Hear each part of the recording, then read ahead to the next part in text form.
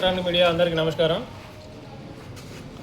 ఈరోజు ఎంపీడీఓ గారి ఆఫీస్లో జరిగిన వివరాలు ఏంటంటే, హైదరాబాద్కు చెందిన ఒక వ్యక్తి పడమటిగూడెం నరసింహులపేట మండల లిమిట్స్లో 4 ఎకరాల భూమిని కొని దాన్ని లేఅవుట్ చేయడానికి గాను ఆర్డీడీ కార్యాలయం వరంగల్కి అప్లై చేయగా అక్కడి నుండి 29 జనవరి 2026న పర్మిషన్ వచ్చింది. ఆ పర్మిషన్లో పంచాయతీ సెక్రటరీ గారికి ఇన్స్ట్రక్షన్స్ ఇవ్వడం జరిగింది.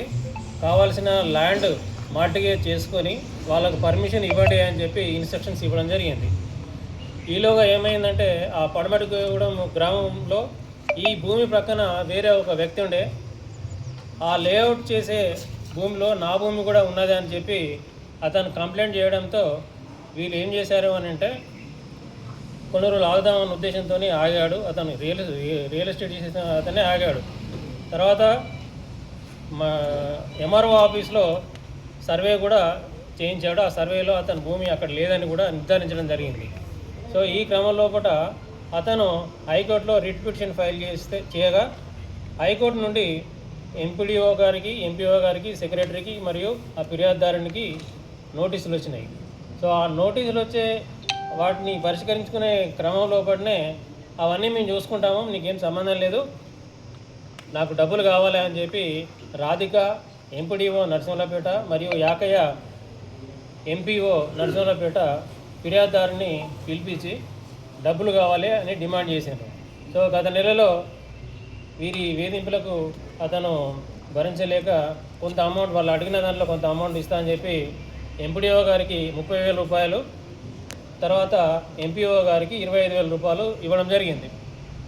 కానీ డబ్బులు తీసుకున్నప్పటికీ కూడా వాళ్ళు ఏమాత్రం కూడా దాన్ని ప్రాసెస్ చేయకుండా పెండింగ్లో పెట్టడంతో, మరి ఎందుకు గురించి పెండింగ్ పెడుతున్నారు అని అంటే, నాకు ఇంకా కొన్ని డబ్బులు కావాలని చెప్పి ఎంపీడీఓ గారు మరియు ఎంపీఓ యాకయ్య గారు ఇద్దరు డిమాండ్ చేయడంతో చివరిగా ఎంపీఓ గారేమో 25,000 రూపాయలు ఇవ్వాలని, ఎంపీడీఓ గారేమో 20,000 రూపాయలు ఇవ్వాలని వాళ్ళు చెప్పడంతో వాళ్ళకు డబ్బులు ఇచ్చి పని చేసుకోవడం ఇష్టం లేక వరంగల్లో ఉన్న మా ఏసీబీ కార్యాలయానికి వచ్చి దరఖాస్తు చేయడం జరిగింది.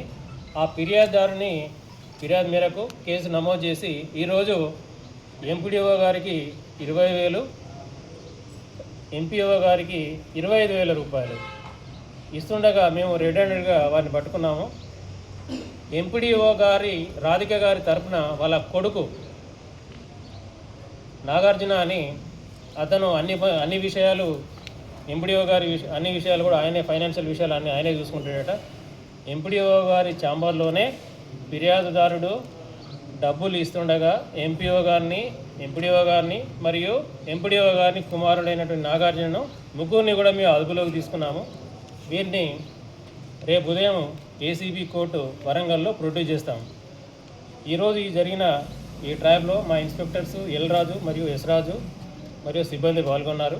అలాగే పబ్లిక్కి అప్పీల్ ఏంటంటే, ఏ ప్రభుత్వ ఉద్యోగం అయినా కూడా మీ పని, లీగల్ పని చేయడానికి డబ్బులు అడిగితే మా టోల్ ఫ్రీ నంబర్ 1064కి కాల్ చేయాలని చెప్పి మనవి. అలాగే నా పేరు సాంబయ్య, డిఎస్పి. నా సెల్ నెంబర్ వచ్చేసి 91543 9188912 91543 88912. Thank you.